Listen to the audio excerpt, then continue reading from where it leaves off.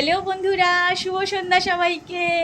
আজকে হলো দ্বিতীয়া, আর আজকে তো রাবিরাজ অলরেডি নতুন জামা পরে ঘুরতে চলে গেছে। তো আজকের ভিডিওতে আমি তোমাদের সাথে শেয়ার করব যে এই বছরের দুর্গাপূজায় রাবিরাজের ঠিক কটা জামা হলো। তো চলো বন্ধুরা, আমরা সেট করে দেখে নিই।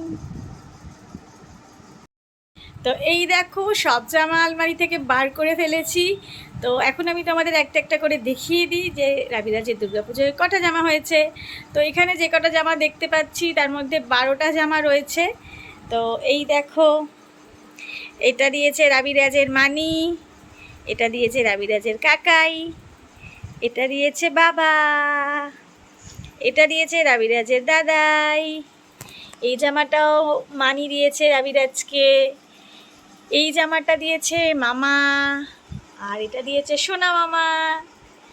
এই দুটো গেঞ্জি দেখতে পাচ্ছ, এই জামাটার কালারটা খুব মিষ্টি, কিন্তু ফোনে ভালো রকম উঠছে না। তো যাই হোক, এইটা আর ওপরে লাল গেঞ্জিটাও ওর মামা ওকে দিয়েছিল। আর এটা দিয়েছে ওর দাদাই, দেখো একটা জ্যাকেট খুব সুন্দর। আর এইটা দিয়েছে ওর সোনা মামা।